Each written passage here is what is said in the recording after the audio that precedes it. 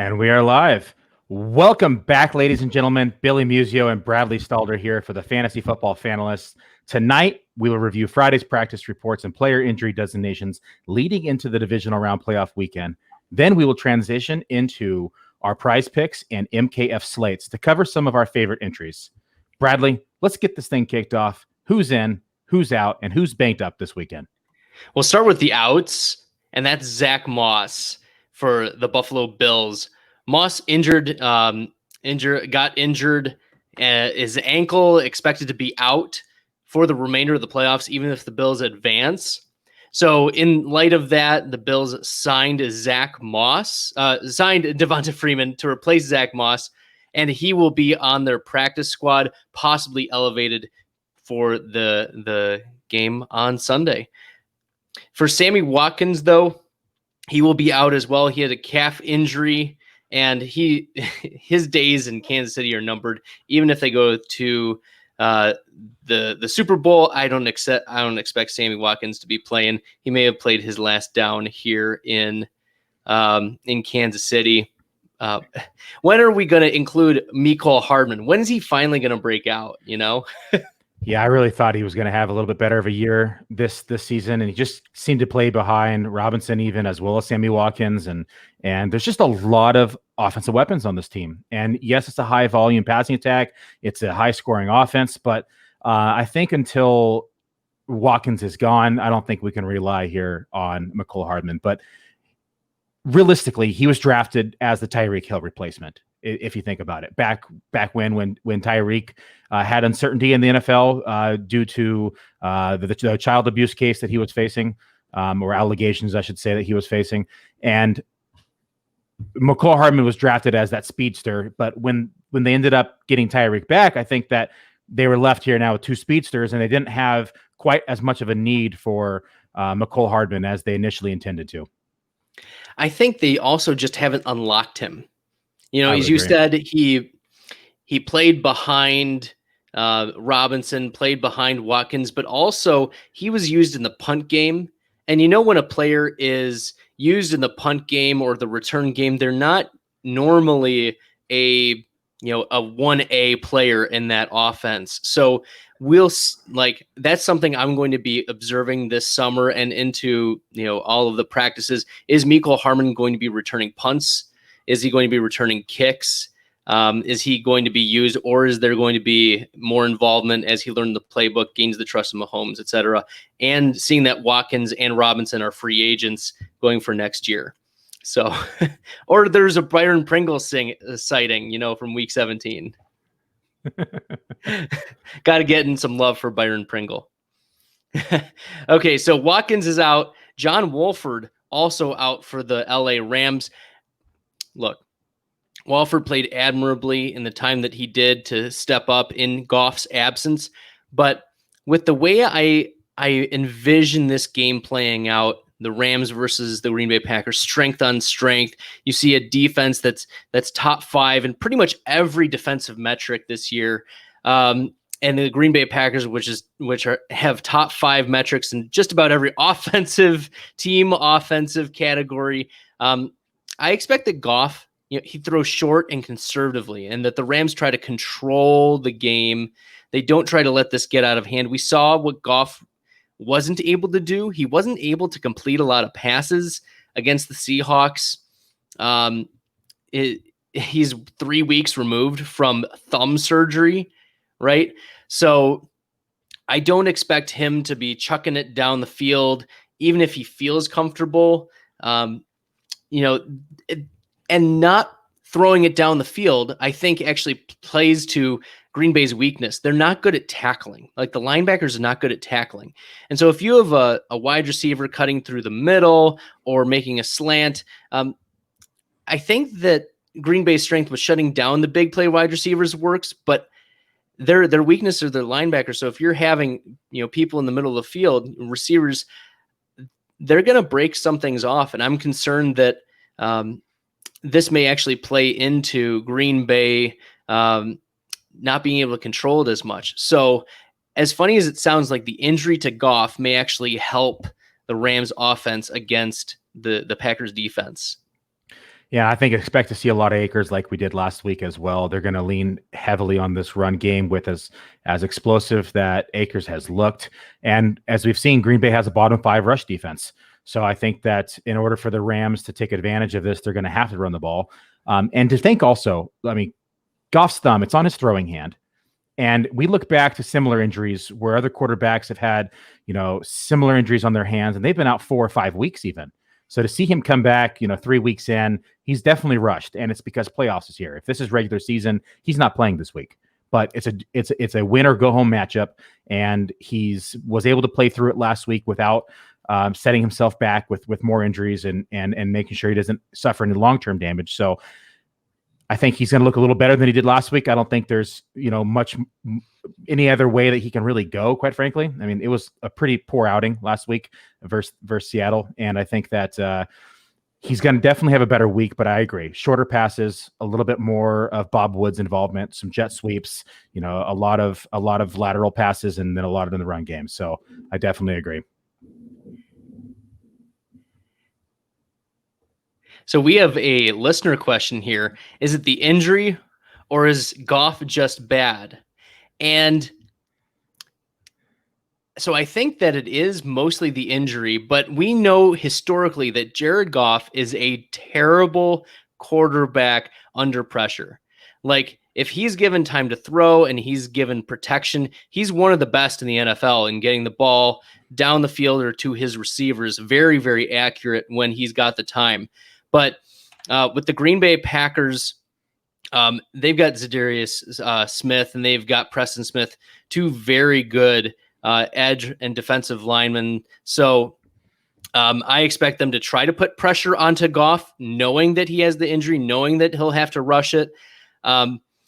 So, yeah, and last week, Goff wasn't like that. The plan wasn't for him to play. If we remember from last week, Walford was the one who got the start. Then Jamal Adams came in and gave him the stinger. So, and Walford had to go to the hospital subsequently. Getting back to it, though, is it the injury or is Goff just bad? I think that Goff is still a very talented quarterback, but I think he is more susceptible to pressure. So if the Packers can get to him, we can see a bad Jared Goff this weekend. Yeah, I think Goff's above average. I don't think he's anything special or spectacular. I mean, I'm pulling up right here his quarterback ratings, and since 2016, his rookie year with a 63.65 quarterback rating, he had a 100.48, a 101.07 in 2018, and then 90 or below here for the rest of 19 and 20. So, tail of two tails, a little inconsistency, but he has had some good years. I think those are definitely wrapped around more of the offense and the explosiveness that they had with Todd Gurley and defenses having to really honor the run and keeping them honest. So this year has definitely been not only a question mark, but I think this year has definitely been a telling sign for this offense because they had to rely on Goff more. And we got to see the weaknesses in this offense without a strong running game through a lot of these weeks. Yes, they've had Akers explode as of late, but there's been a lot of weeks where this running game has been subpar. So when pushes come to shove, I think seeing Goff at helm, I think we've been able to exploit his weaknesses, like you mentioned, being under pressure. And I think when he does have time, he has shown himself to be more than capable. But I think it really depends upon this offensive line, and it really depends upon the amount of time they're able to give to Goff here. Yeah, we have a Facebook commenter here giving us props, saying that Goff is worse than most under pressure. Yeah, his decision making just isn't there. He isn't one of those elite talents. Matthew Stafford or Jared Goff? I'm picking Goff just simply because of age as well. Right now, if I'm rebuilding an offense right now, I think Stafford is a little bit more talented in terms of just raw talent from a quarterback perspective. But if I'm rebuilding and I'm looking at my future as an NFL GM, I'm taking Goff simply due to age and the future moving forward. All right. Well, the future moving forward in Tampa Bay is led by 43-year-old Tom Brady, but he's not on the injury report. His running back, though, is Ronald Jones, and he's questionable. Bruce Arians has already come out and said that Leonard Fournette will get the start, with Jones not expected to get much run in this game. So, yeah, Fournette, he was productive against the Washington football team. He was able to get a score. He looked okay. You're going to get stuffed on occasion with the Washington front. It's just going to happen.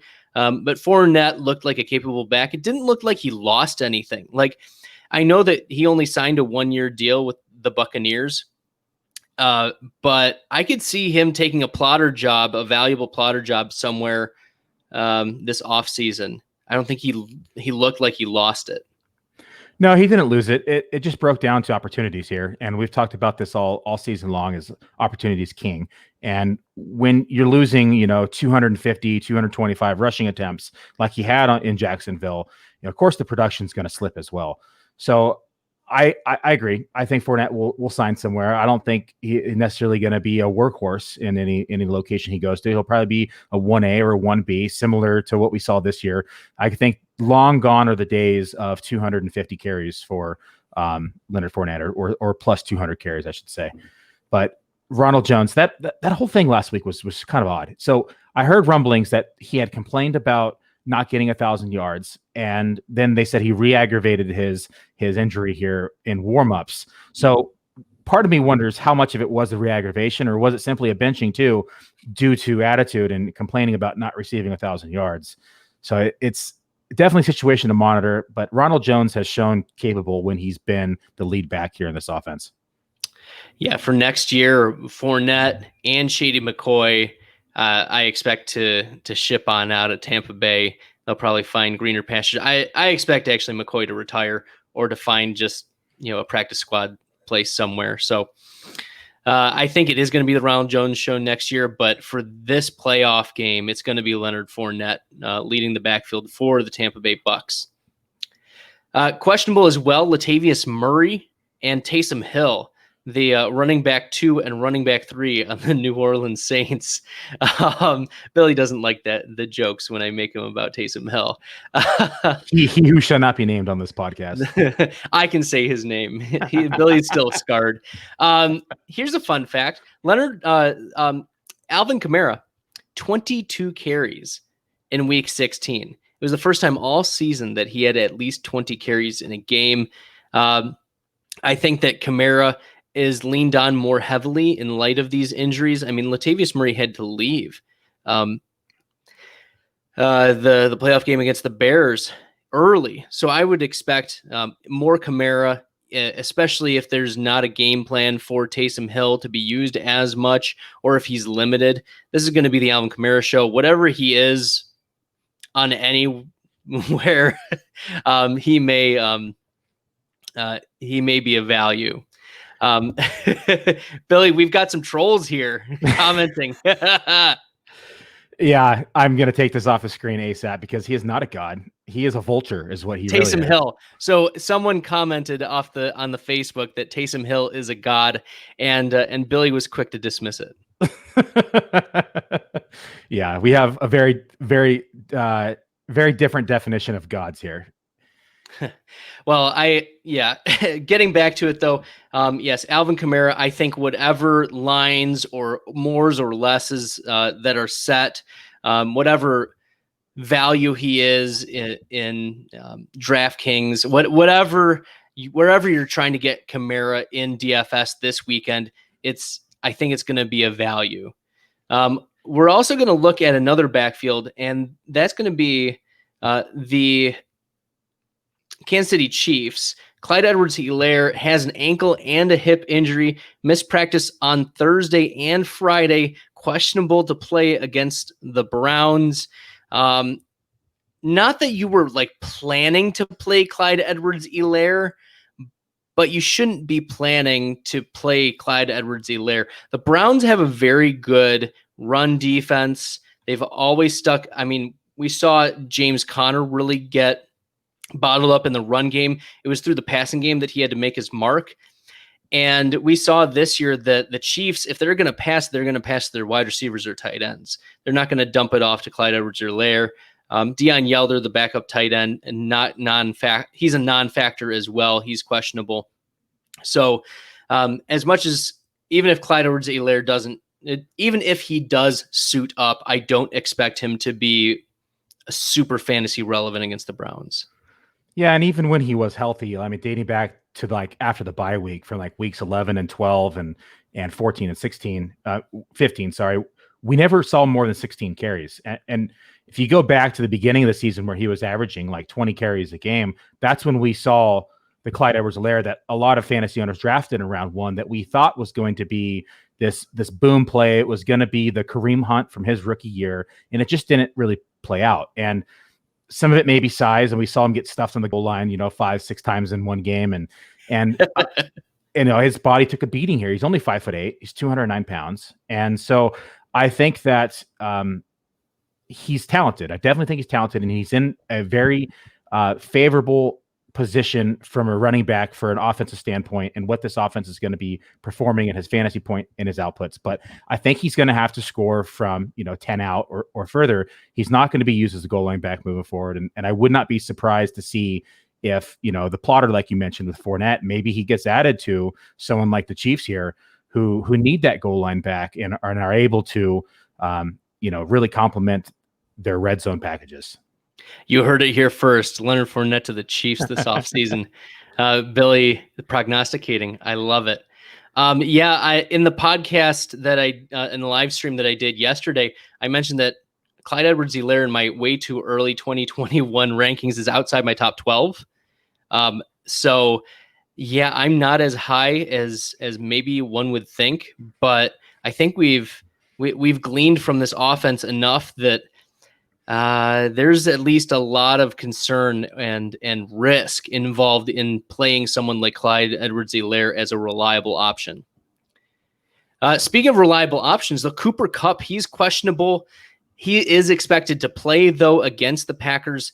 His questionable tag stems from a knee injury. And this is the same knee injury he played with last week, where he went 4 for 78 on 9 targets and played 86% of snaps. So with him expected to play, I think the Rams need him to keep up with the Packers. They're going to need a lot of Bob Woods. They're going to need a lot of Cooper Kupp. They're going to need a lot of Tyler Higbee over the middle. They're going to need those players to step up in the pass game, because I think the Packers might just play the run hard, and force Goff to throw.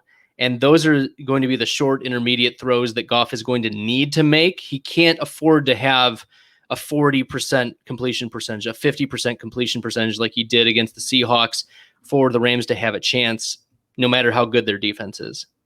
So question here. By the Packers playing the run hard, does that make him now bottom 12 instead of bottom 4?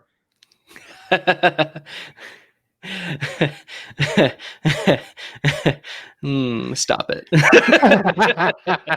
So for all those listening, Bradley is a diehard Packer fan, and every time I get a chance to poke at his Green Bay Swiss cheese defense here, I make sure to do so.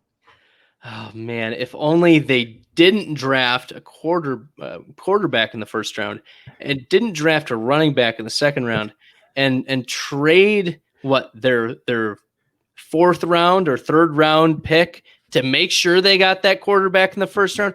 God help us. I'm still reeling from that 2020 draft. Like I think that's probably the third worst thing that happened during 2020. Okay. Like we had COVID, we had murder hornets, and then the Packers NFL rookie draft. Okay. That's how bad it was for us Packers fans. Okay. We're in 2021, so I can make jokes about that. Comedy is just tragedy plus time. So there we go. All right. Speaking of tragedy, actually anti-tragedy, David Njoku, he's injured. He's questionable for this week. Look, even if he plays, not worth a deep cut desperation play at this point. The Browns are playing the Chiefs. Njoku may get 1 or 2 targets, but it's very clearly Austin Hooper who's taken a step up in this Browns offense and is the number 2 receiving option, maybe 2A, 2B, to 2A, 2B to Rashard Higgins. Okay, hey, you lost out on Alex Smith too. Yeah, we did. Whoops. Whoops. Yeah, it was Alex Smith or Aaron Rodgers. I mean, who would you rather have? Oops. So, yeah, David Njoku is questionable. If he's out, maybe that means one more target for Austin Hooper. In for this week, Jared Goff. As I said, not a DFS option. Goff was one of so I did a quarterback projection review recap podcast last week. So if you want to go back and listen to that, or even just the snippet where I talk about Jared Goff and how he was one of the quarterbacks that I missed the most on touchdown projection. Jared Goff only threw about 20 passing touchdowns during the course of the season, which was significantly lower than what even the average or expectation was for the year. So very much underperformed in the touchdown category, and the offense suffered. It was just a real mess. And so I don't expect Jared Goff to be the source of like 3 touchdowns to keep up with the Packers. It's going to have to be Cam Akers stepping up for 2, but Akers only had 2 rushing touchdowns this whole season. So I mean, where are the points going to come from? It's going to have to be the Rams like shutting down the Packers for a full 4 quarters. And I just don't think the Rams can do that for a full 4 quarters against Rodgers, Adams, and Aaron Jones. So yeah, I'm not excited about Jared Goff here as a DFS option. Yeah, and as elite as this defense has been, because they truly have been elite. I mean, they're the best secondary in the NFL. They're one of the best rushing defenses in the NFL. I mean, they're solid from top to bottom on the defensive side of the ball. I agree. It's going to be hard to stop Aaron Rodgers and Devontae Adams for 4 quarters. But let's be real here. Jared Goff, like we talked about, the short passes, Bob Woods is capable of breaking off a run. So is Cooper Kupp. So I think that if this game is played right, and we saw how bad they are tackling, like you mentioned earlier, if they're able to get some chunk yardage down the field off of screens or slants or outs and really keep these passes short and medium down the field, I really do feel like they're going to be able to move the ball down the field as long as Goff is getting protected. Because if he's not, we've already talked about it, him under pressure, it's not a good scenario. But that being said, the Packers aren't really the best at putting pressure on the quarterback either. So I think it'll be a good game. I think it's going to be a lower scoring game than a lot of people are anticipating because they think Packers, they think Devontae Adams, he's going to, throw for 2, 3, 4 touchdowns. But we have to consider this Rams and how elite this defense really is. It's actually kind of funny. So I saw a stat, I think it was Mike Clay who tweeted it out, and he said over the last however many weeks, the Packers have been one of the top actual passing offenses in the NFL, which was a surprise to me.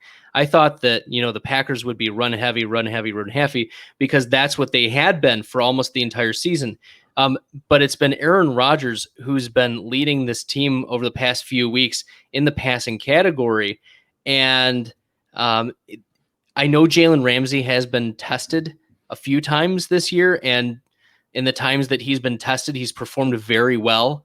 But I think that Rodgers puts more volume and honestly puts the ball between the Devontae Adams and Jalen Ramsey. And yeah, so it's going to be an interesting matchup. I'm really excited to see how they line up with each other. I do expect that Ramsey shadows Adams. So I would not expect a boom game from Adams, but maybe you see a broken play from Marquez Valdes-Scantling or maybe a pass touchdown to Robert Tonyan. All right. Cole Beasley is in for the Bills, and that's good for the Bills offense. He is more of a risky DFS play. Like given the matchup, they play the Baltimore Ravens, and the Ravens are usually pretty good against slot wide receivers, especially this season. And Beasley's coming off an injury. So you have to temper expectations. I know that Beasley has had a good overall season, but he's been slowed by the injury even at the end of the season. And there's just more risk here than I'm comfortable with. Yeah, last week I thought he actually performed better than I anticipated with him being on the wrong side of questionable going into last week's game. He ended up playing, and he ended up playing well.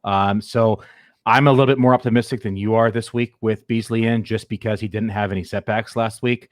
Nonetheless, though, there's 61% of chance of snow in this game. And I think this is going to be with two elite quarterbacks in this league. I do think this is going to be a lower scoring match than most think as well. All right. And the last player we'll talk about who is in, LaShawn McCoy. He's pass catching depth behind Leonard Fournette. Active because Ronald Jones has been dealing with his injury. He might be out. We'll see what the official game status is. But if LaShawn McCoy is in, he's merely a passing down back. Can't really trust Leonard Fournette to be too much of a dynamic player, but Shady can run, can pass block, and he's a veteran who knows how to do that, protect Tom Brady, and that's his role on this team. Yeah, I have nothing to add about McCoy in 2021. Okay. All right. Well, if you're missing the fantasy season and you can't wait till next year, then our partner Prize Picks is just for you. And Prize Picks is the most simple fantasy game on the market. You pick 2, 3, or 4 players. Simply pick the over or the under on their projected fantasy points, and you could win up to 10 times on any entry. The beauty about Prize Picks is Prize Picks has no sharks, optimizers, or mass multi-entries. It's just you versus the projections. Prize Picks has a slick, easy-to-use mobile app with a 4.8 star rating in the App Store with rave reviews. And lastly, entries are simple. They can be made in less than 60 seconds.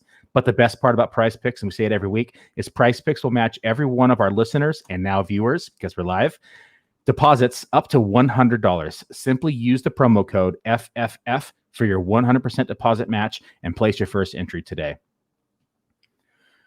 Well, this week we have 3 more picks to make. Last week, I actually was the first time in 4 weeks that I wasn't positive on Prize Picks. So I only went 1 for 3 last week. But this week, I'm feeling a little bit more optimistic. My first pick is Lamar Jackson. Prize Picks over under is 26 fantasy points. I'm taking the under. Yes, Lamar has been on fire as of late, been explosive, but 26 fantasy points in a 4-point passing touchdown scoring format is a lot. And yes, I know Lamar uses his legs and runs a lot, but there's a 61% chance of snow, as I said earlier, for tomorrow's game. And Lamar Jackson himself has been wary of potentially playing for his first time ever in snow as a football player. That's crazy. That's crazy that it's Lamar's first time. And, like, he played at Louisville, right? Yeah. Kentucky. There's snow in Kentucky, right? I have no idea. I'm pretty sure. So I quote here from Lamar: Saturday would be my first time playing football in the snow. If it does, hopefully it don't, end quote, Jackson said. This will affect the passing game for what little there is in the volume that he does throw. But it's also going to affect the running game as well. He's not going to be able to cut like he normally cuts if there is snow on the field. And due to uncertainty, I'm taking the under here on 26 fantasy points versus the Bills. Oh, man. I don't like that call. I disagree. I think that... Have you ever played in the snow, Billy? As a kid. Oh, man. I think that yes, Lamar may have a lowered ceiling when it comes to the passing volume, but there's, as much as there is a concern about him making cuts, I think there's also, like, there has to be an equal concern about defenders making cuts and being slippery. And if Lamar Jackson just gets one little move, like we saw it last week, where he makes one little move and boom, he's gone against Tennessee as a 50-yard touchdown. So he's been playing well. He's been playing with a lot more confidence. And I know that a lot has been said about, I saw the quotes too, before you brought them up, the Saturday being the first day that he's playing football in the snow. Which I still don't believe.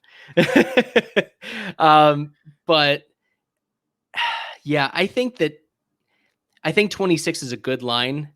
I think it's a tough line. I probably would take the under still, just because there's a lot of factors to go into, but I don't think it would not surprise me if he pops over it. Yeah, I would not be confident betting the under here. Yeah, Brett over at Prize Picks has some tough lines. Like, it's There's very few times do I feel like it's a smash play, right? I always have like the back of my mind. I'm always thinking about the possibilities and the what ifs and the different scenarios that may affect each line and tipping the scale either way. And so I think it is a good line, but I just think that with this weather, I think it could be a little ugly. Yeah, it could get ugly, or it could be a beautiful snowy day for football. All right. You know what else was beautiful? That I went 3 for 3 on Prize Picks last week. Let's go. I got the over on AJ Brown and the unders for both Antonio Gibson and Devin Singletary. So those run defenses don't run against them. The Bucks and the Colts. But my pick here is also going to be a running back. And I feel like I'm repeating myself here, but Aaron Jones, 15.5. As much as I like the Packers, and as much as, a diehard Packers fan, I'm taking the under for 15.5. Jones has hit the under 15.5 on 6 of 14 games. So about half of the games. And most of those unders came against difficult or tough defenses. So the Rams, we've talked about them being a difficult matchup. They're one of the best. And with a split backfield, Jamal Williams getting a significant amount of carries. Like, he got almost double the amount of carries that I projected for him for this season. And there's also like AJ Dillon, right? Even if Jamal Williams gets hurt, for instance, they're still going to split the backfield. It's going to be the Aaron Jones and AJ Dillon show. So I'm out on Jones as an upside play. I think there's just a limited ceiling for Jones given the split backfield, the matchup. And Jones doesn't get the rushing touchdowns like he did last year. Like, he still had 9, if I recall correctly. He had 9 rushing touchdowns this year. But it's Aaron Rodgers who likes to throw the ball. And as I said over the last few weeks, Rodgers has thrown the ball at one of the highest rates in the NFL. So I think there's just not a lot of optimism about Aaron Jones getting, for instance, 16 fantasy points this week. Yeah, and you have to wonder if he's still facing that injury because his usage just hasn't been there as well. I mean, we're looking back, he's averaging, 15 to 18 carries a game, and the final few weeks between week 16 and 17, he only averaged 10.5 carries a game. And then we get into, playoffs here, and is he still battling it? I mean, we don't know. And even if they say he's not on the injury report, I mean, maybe he still has some lingering effects here at this injury. So they don't want to push it because they're the favorites in this division to go all the way to the Super Bowl. So when you have 2 other capable backs and you have a quarterback like Aaron Rodgers and a wide receiver like Devontae Adams, you don't really need to force the running game right now as well. So I definitely agree. I'm not high on Aaron Jones right now. I mean, you would ask me this week 5, week 6, I would have said I'm smashing the over on 15.5, but the way that he's played the second half of the season and into the playoffs now for the final stretch, I'm a little weary of his usage and what the Packers are going to be utilizing. Plus, we mentioned it, Rams defense is legit. Well, my second pick here is Devin Singletary. Prize Picks over under is 12.5. I know Bradley took the under last week, but this week, was only 9 last week. It was, but this week, Zach Moss is ruled out. And this backfield is Singletary's to own. Singletary played 77% of team snaps when Moss was out earlier in the season, which led to 3.33 receptions, 25.3 receiving yards per game on average here. Baltimore has allowed the 10th most targets to running backs this season, giving up 5.06 running back receptions for 38 yards over the course of the season. And with Moss out of the picture, I expect Singletary to be used early and often. I'm taking the over here at 12.5 fantasy points. Did you see what the Ravens did last week to Derrick Henry? I did. I did. But we talked about that game. We talked about that being the focal point of this defense. And we talked about them trying to make them throw the ball because let's face it, Singletary is not a Derrick Henry, not even close, not even on the same planet. Like, one's from Mercury and the other one's from Jupiter, right? They are completely different backs, completely different sizes. Everyone knows that if you can take away the running game for Tennessee, you're probably going to win the game because Derrick Henry is their focal point, to where you're going to force Ryan Tannehill to throw the ball. You're going to force AJ Brown to make plays. Corey Davis was non-existent last week, leaving with an injury. So a little bit different of a matchup here. I don't think that the focal point of this defense this week is going to be Devin Singletary. The focal point for this defense is going to be Josh Allen and Stephon Diggs. So that's going to open up lanes here for Devin Singletary. And I really think that by them spreading the field and Baltimore, not playing to the run as much, I think will definitely play to Singletary's advantage. See, I think Singletary needs a touchdown for you to get that 12.5. I don't think he can get it, even with all the receiving work that I do expect that he gets, because Singletary, if you listen to the podcast yesterday on the running back review, he doubled my expected projected receptions out of the backfield. And I think that that's definitely a source of fantasy points for him. And Singletary, if he gets a lane, he's going to get a 40-yard touchdown. But we talked about it before. He's a meh, boom type of player. And Singletary needs a boom play. So if you choose the over on 12.5, you're banking on him getting a boom play or a touchdown. And Singletary only had 2 rushing touchdowns this year. See, I don't think so, though, because if he's averaging a little over 3 receptions, let's just round down and say he gets 3 receptions. And sure. He's averaging 38 yards on these games that Zach Moss, through the air, I should say, on these games that Zach Moss is out. That's 6.8 fantasy points right there. You're already halfway over. So yes, he gets a touchdown, he's over automatically. But include the rushing yardage. Let's just say he gets 30 or 40.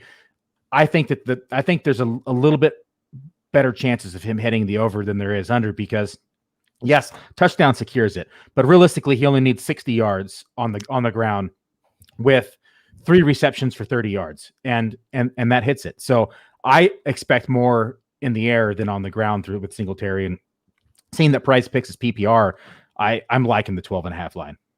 Whew. Well, we will agree to disagree on that one there, Billy.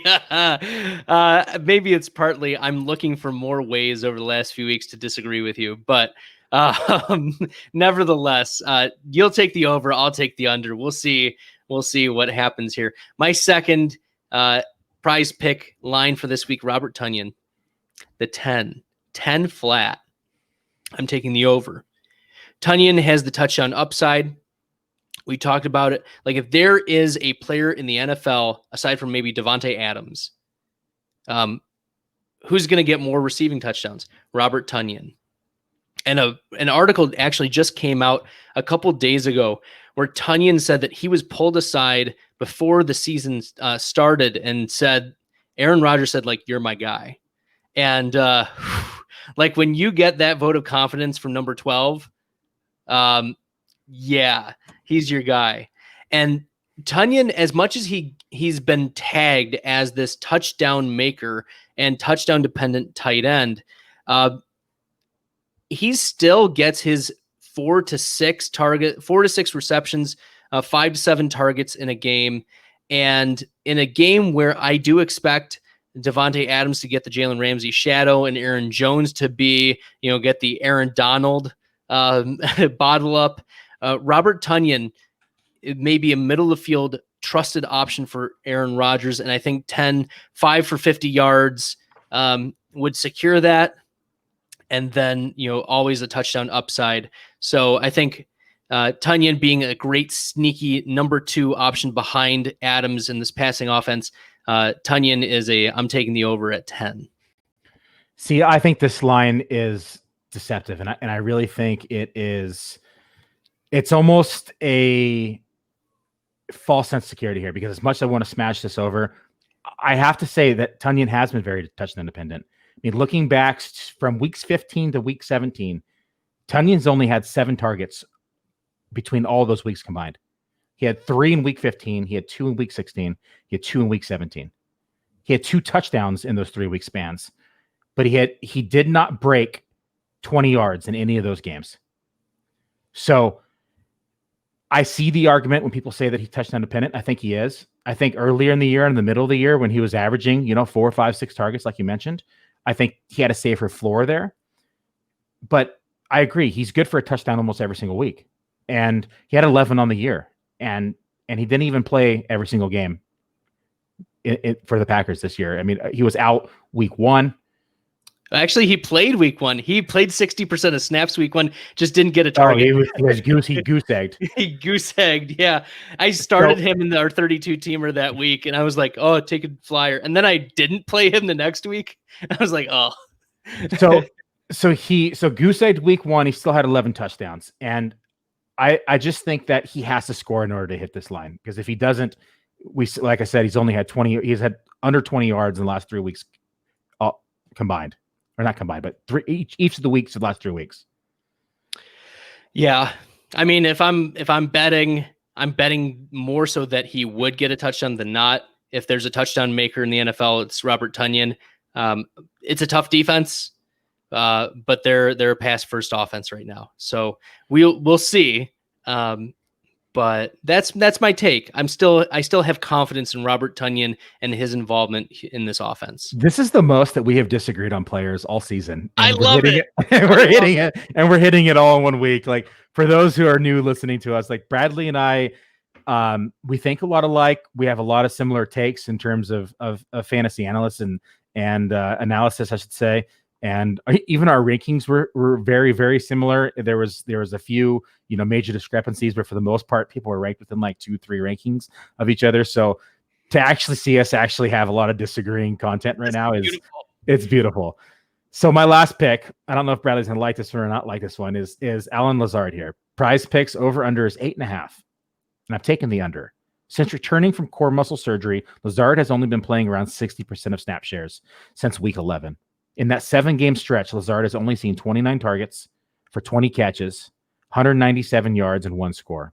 This week, we've already talked about it. Packers get the Rams, who have the best secondary in football. Yes, Devontae Adams will be the focus of the defense, which may open up rooms for Lazard here.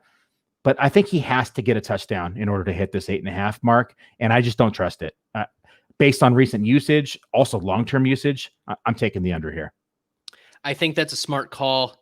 As much as we've disagreed in this show today, this is a line I'll agree with you here, Billy.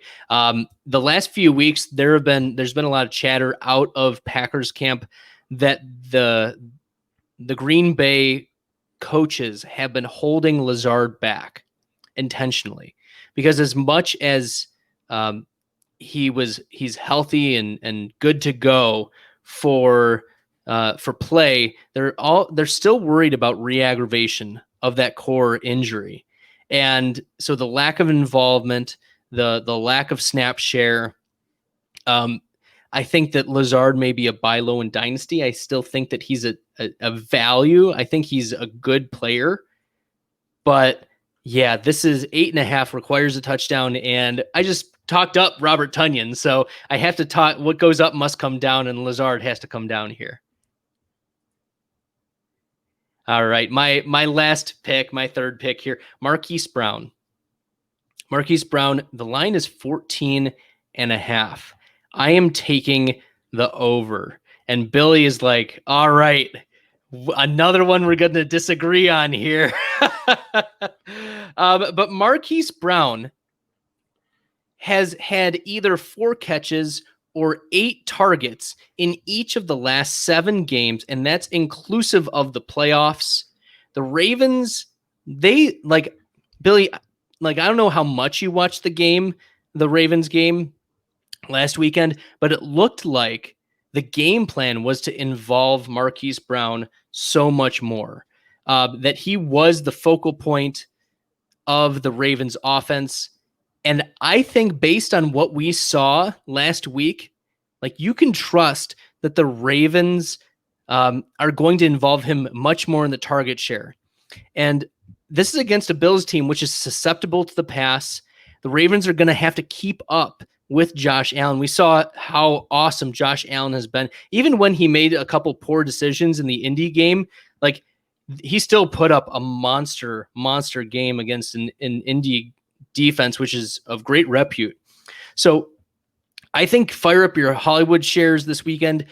My only caveat is this, and Billy mentioned it earlier, is the snow. And I get that the snow is an issue for the passing game, But once again, the counter argument to that is all Marquise Brown needs is one defender to slip, and he's gone for a 50-yard touchdown. And then that's 11 points. So if the snow is really, really, really bad, like I'll take the under. Like I'm monitoring this, but if there's still reports that's just a sprinkling, or it's just like 1 or 2 inches, or a dusting, or not too bad, I'm pretty confident in the over here. But if the snow reports out of Buffalo are like it's 8 inches of snow, there's no way, blah blah blah. It's an obvious under. No, it's supposed to be a dusting, but for someone who's never played in the snow like Lamar, that might freak him out, right? For people who are used to the snow, they're going to be like, it's a dusting. But I actually agree on this line. And as much as like if this line was here like weeks 1 through weeks even 10, even I'm taking the under. But I like to look at recent usage as well as season-long usage, and recent usage not only suggests, but it shows the involvement that we see in Marquise Brown. And we talked about last week with Dr. Beebe here on the show and the usage and watching the games. And I did watch all of that game. I watch most of the games every single week, and he was involved. He was scripted into this game, where before it looked like he was just kind of an afterthought. And it was the rushing game. It was let Lamar run. It was give the ball to one of the running backs, or it was focus Mark Andrews. Where now it looks like Marquise Brown is becoming more of the 1A in this passing attack offense, or 1B, depending upon Mark Andrews. And I mean, you look down the stretch, weeks 12, 13, 14, 16, and 17, he had touchdowns. So 1, 2, 3, 4, 5, 6 touchdowns in that stretch. So he came on hot as of late. And just like baseball, momentum is everything in the playoffs. And when don't get Mike Clay started on momentum. Billy, did you see the anger thread that Mike Clay of ESPN went on? Oh my gosh. He was replying to trolls. Like, because I'm subscribed to his notification, just like Shefty. And so like every 2 minutes, Mike Clay replies to somebody who's arguing about momentum. Momentum is not a thing. Oh, they lost momentum because they didn't have the ball anymore. Momentum is a thing. And I definitely, I'm going to go look for those threads, and I'm going to start messaging Mike Clay here. Because I definitely believe momentum. You tell that to the Giants in the year they won the World Series, where they slipped into playoffs, or tell that to several other, like look at the Tennessee Titans last year. I mean, beating the Patriots and keeping the momentum going all the way to a championship game. And so I think that momentum is a real thing. It's maybe one would describe it as momentum, but others would describe it as passion or fire in the players. And I think that when your players have that and they see what their outcome has been performing, and that rolling into playoffs, I think is a huge deal. I mean, prime example, look at Pittsburgh Steelers. They did not have any momentum. Look at Cleveland Browns. Cleveland Brown had a lot of momentum going into playoffs. And I think it broke down to energy. And yes, momentum is energy, but I think that having that momentum into playoffs definitely is an advantage over a team that is playing poorly. So, loaded question. Do the Browns have enough momentum to upset the Chiefs? That's the question of the week here. I hear a lot of people calling upset, but I just think that has to have a lot of momentum. That's like Derrick Henry coming down a hill, rolling down a hill momentum. And Nick I don't think Chubb rolling down a hill. Nick Chubb's not as big as Derrick Henry, but yes. But I think that they have momentum, but I just don't know if it's enough force to overcome the Chiefs. So I think that maybe you'll describe it as momentum. I think it's perfection of execution. I think teams figure themselves out over the course of the season, and then they start executing at a higher level because they understand each other. So maybe not momentum, but perhaps chemistry is how I would describe it.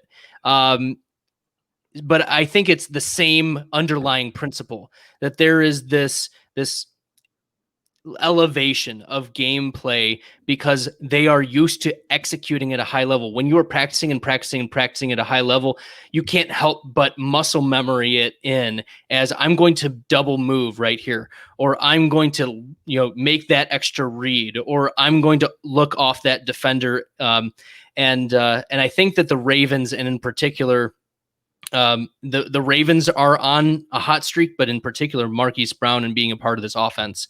So yes, I'm taking the over. I'm glad you agree with me. I was not expecting that. So I really wasn't either, but I'm looking at stats here, and I can't argue. I can't argue this line. There we go. Well, folks, now it's time for our weekly Monkey Knife Fight segment. And we've had listeners reach out and ask why they should try Monkey Knife Fight over other sites, DFS sites. And, we've talked about this for weeks now. You're not forced to compete against pro players on Monkey Knife Fight. There's no time consuming salary caps. There's more props and lots of ways to play. They have second half contests, and they have a cool logo, Billy. What do you think of their logo? I like it. It's a good tribute to The Simpsons also with Monkey Knife Fight. So I really like the name. I do. And it's not the only reason I play. I'm not, like we've said before, Bradley's a little bit better at Monkey Knife Fight than I am. He tends to play Monkey Knife Fight. I tend to play Prize Picks, simply just where we gravitate to where we win. And but last week, Bradley, you and I both didn't do so hot. We both went 1 for 2 last week. Dobbins failed to hit 66 yards. He finished with 43 yards and a touchdown. So I think this week, we have some redemption here in store for us. So this week I selected. Go ahead. Sorry. Before we jump into the Monkey Knife Fight matchups, we want to make sure our listeners go to monkeyknifefight.com and use the code FFF for a 100% deposit match up to $50. So we don't want our listeners to miss out on that opportunity, that matching $50. So for both of our partners, you could be matched up to $150 total dollars using our exclusive codes. So free money, baby. Let it fly.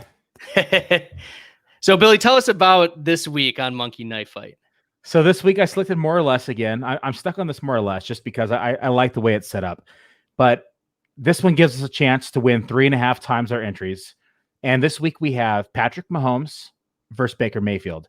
Passing yards, more or less. Baker Mayfield, positive 61.5. Who are you taking? So, Billy, I took a look at this, and I'm taking Patrick Mahomes. The Browns defense just gave up over 500. No, that's not a typo. 500 passing yards to Big Ben Roethlisberger. Yes, washed up Big Ben Roethlisberger. Now, I know that the game script played into that, and I know the Chiefs and the Steelers aren't the same team. Like, that's obvious. But both of their run games are afterthoughts in the play call. They both have explosive wide receivers who can make huge plays, and the Browns have struggled all year against wide receivers. So I expect huge games from Tyreek Hill, huge game from Travis Kelce. I think the game script isn't the factor here. Regardless of whether Kansas City gets up big, they will still throw.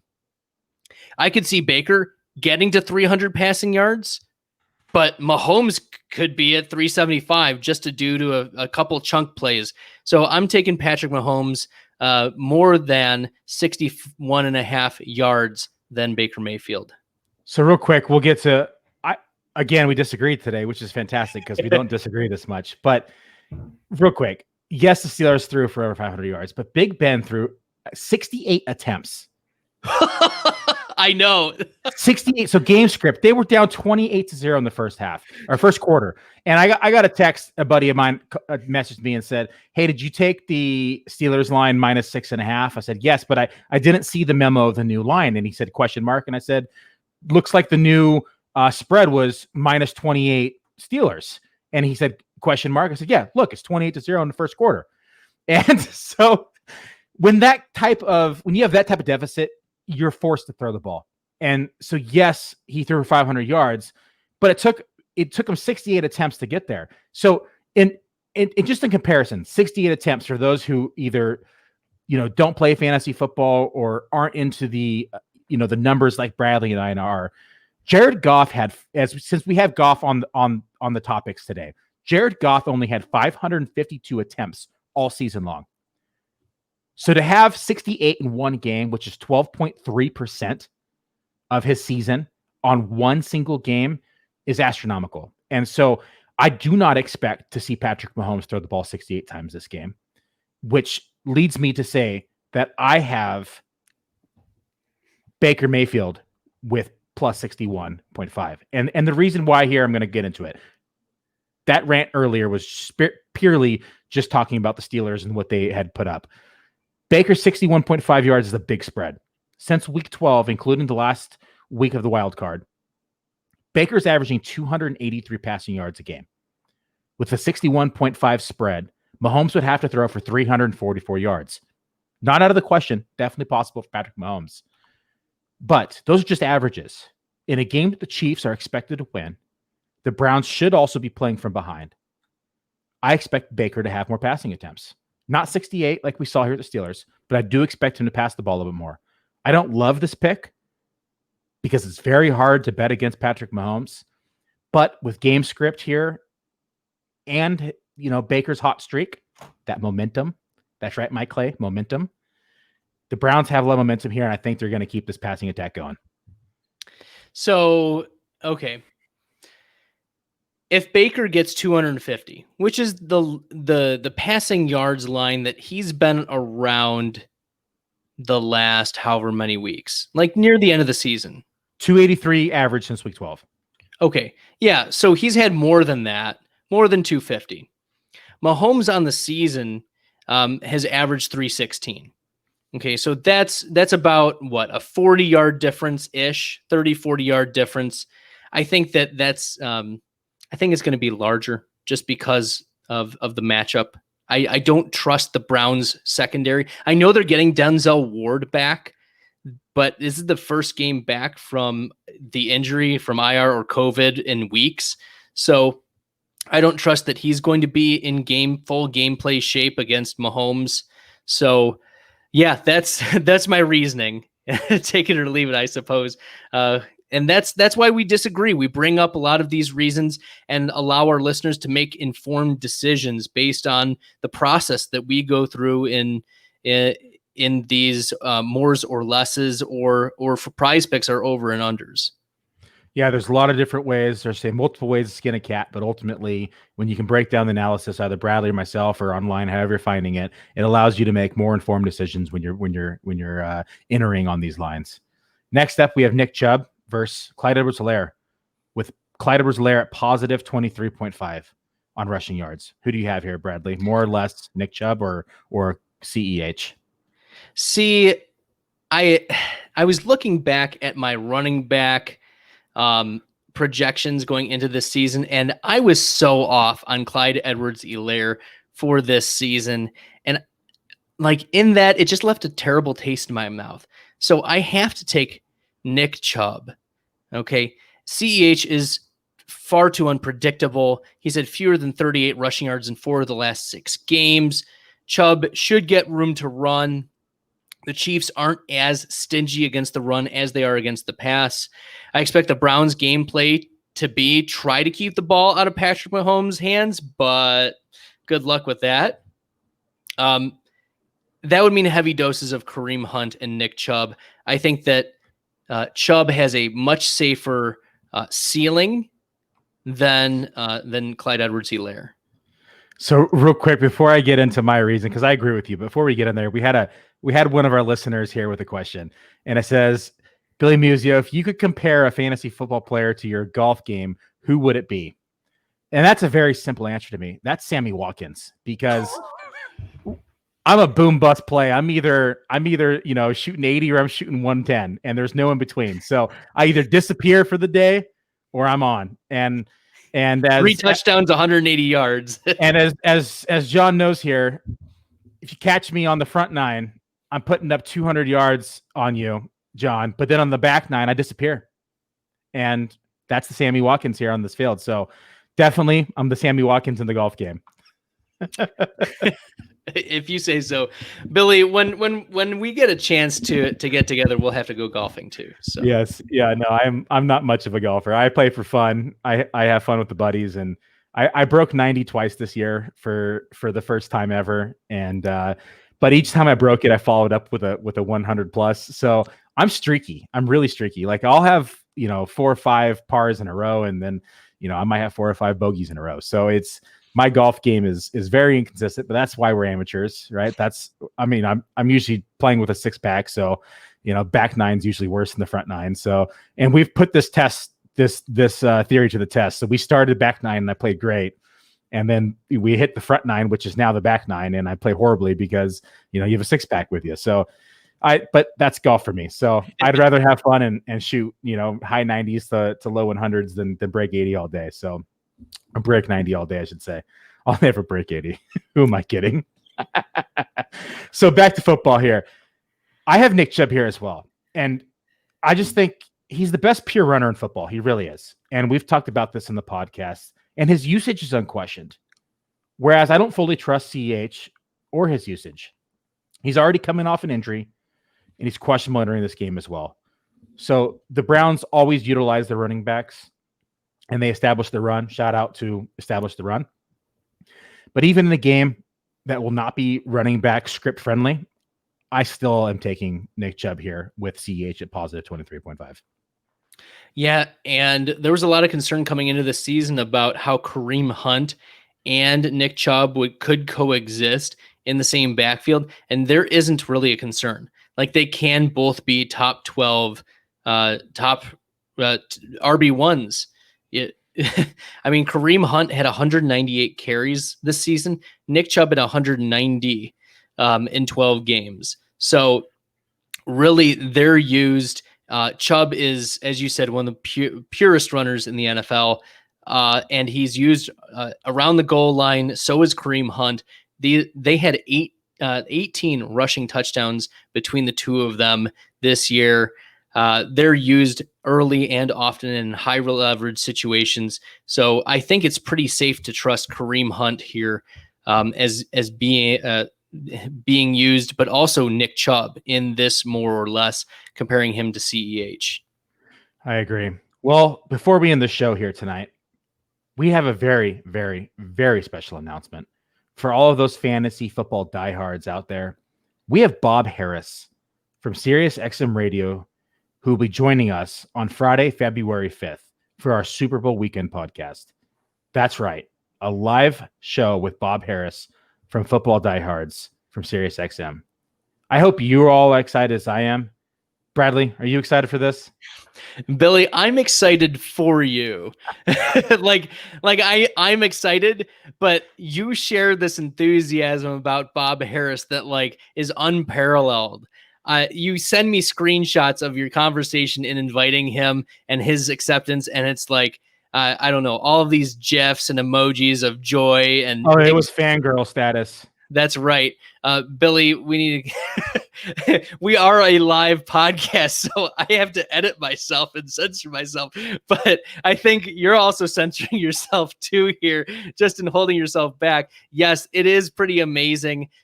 Yes, Bob Harris is going to be joining us for our special Super Bowl weekend podcast. So be sure to check that out.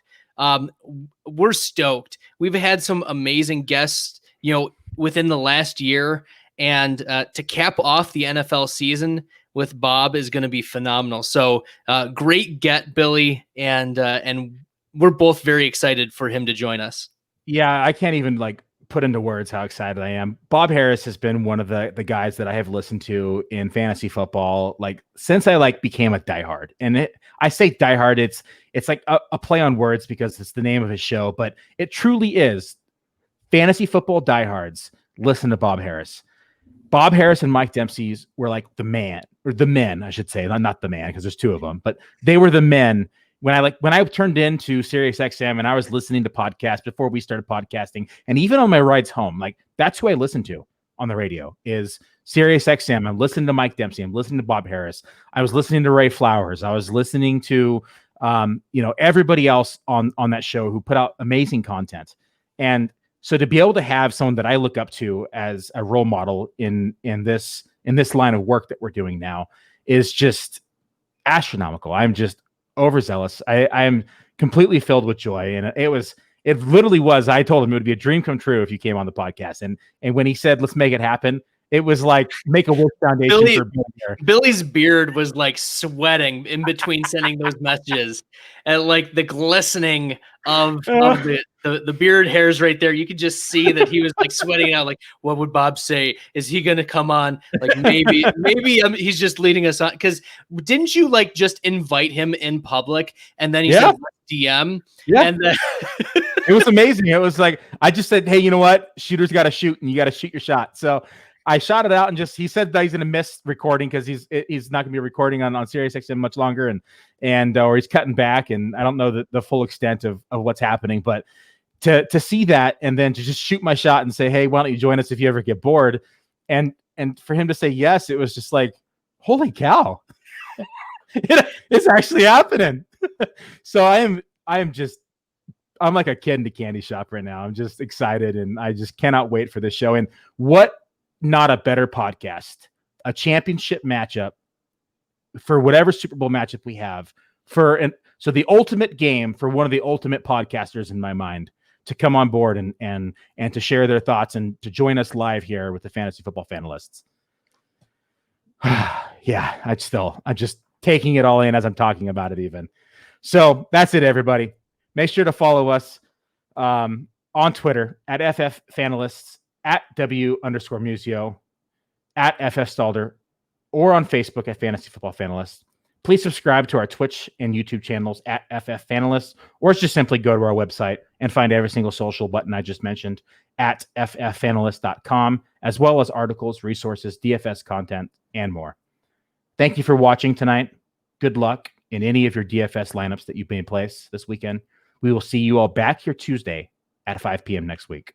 Good night.